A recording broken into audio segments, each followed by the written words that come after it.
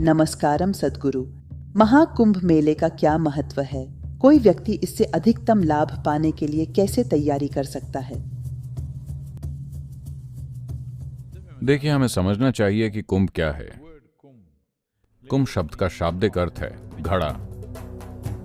कहानी ये है कि जीवन का अमृत पाने के लिए समुद्र मंथन किया जा रहा था।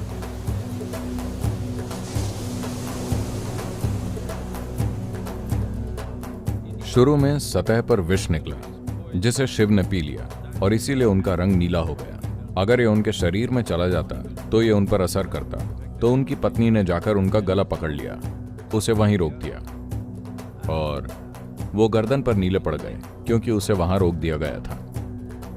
ये एक बहुत ही प्रभावशाली कहानी है जो ये दर्शाती है कि कैसे हर दिन तमाम तरीकों से आप में जहर आता है।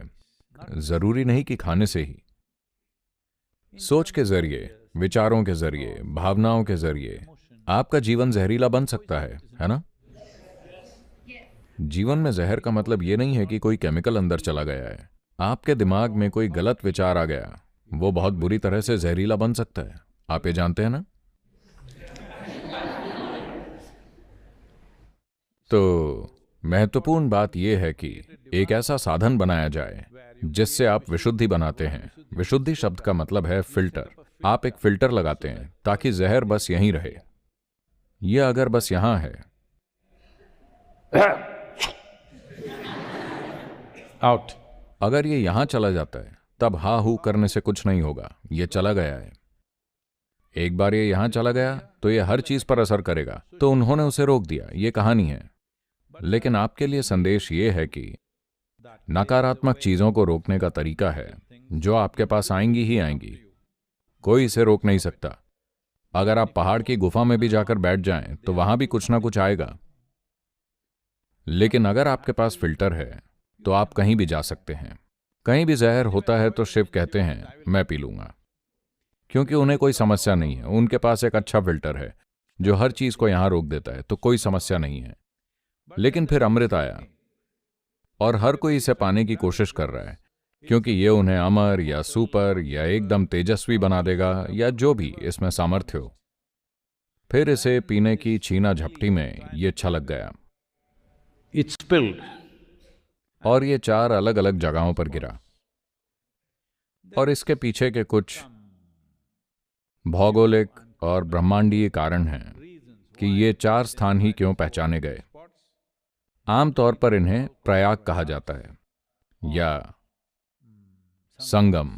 दक्षिण में हम इसे संगम कहते हैं, उत्तर में इसे प्रयाग कहते हैं, जिसका मतलब है कि नदियां एक खास तीव्रता से मिल रही हैं। जब जल निकाय एक खास तीव्रता से मिलते हैं एक विशेष अक्षांशीय स्थान पर वर्ष के कुछ खास समय के दौरान, तो ये जीवन की व्यापक संभावना पैदा करता है। इस संगम का मतलब है कि पानी मथ रहा है। क्योंकि आपके शरीर का 72% हिस्सा पानी है, तो अगर आप कुछ खास जगहों पर हैं जहां पानी एक खास तरह की गतिशीलता में है, तो ये शरीर पर बड़े पैमाने पर असर डालता है। और साल के एक विशेष समय पर, जिसकी गणना कई कारणों से की जाती है, और ये खास तौर पर सौर चक्र के 12 साल में एक बार, यानी हर सौर चक्र में एक बार, एक ऐसा समय आता है जब इसका असर सबसे ज्यादा होता है। ये महाकुंभ है। आपको वहां कैसे जाना चाहिए? आपको वहां 48 दिन रहना चाहिए और साधना करनी चाहिए। यही वजह है कि ये सारे अखाड़े वहां जाते हैं। लेकिन आज ज्यादातर नहीं, लेकिन बहुत सारे लोग वहां पर्यटक की तरह जा रहे हैं। वो वहां नागा बाबाओं को देखने जा रहे हैं। और कुछ लोग, ओ ये आदमी तो बड़ा विचित्र है। कुछ विचित्र नहीं है, उसने बस कपड़े नहीं पहने, बस इतना ही। मेरे ख्याल से अपने कपड़ों के नीचे हर कोई नंगा है। हेलो? लेकिन लोग उसे ऐसे देखेंगे जैसे वो कुछ और ही है।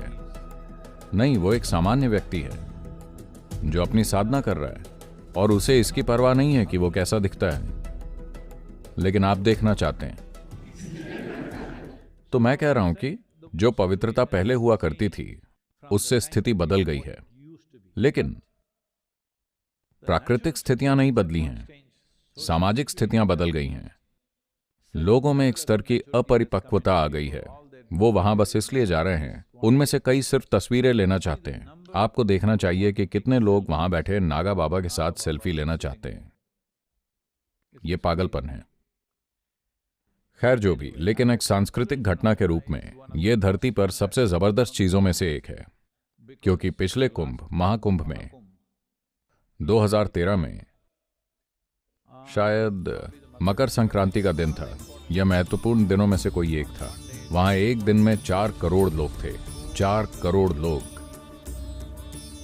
एक दिन में, और सब कुछ आसानी से चल रहा था, बिना किसी हंगामे के, बिना किसी परेशानी के, कुछ भी नहीं, बहुत सरलता से और बढ़िया। पुरुष, महिलाएं, बच्चे, सभी तरह के लोग एक ही स्थान पर, 4 करोड़ लोग, और ये अच्छी तरह से मैनेज हो गया।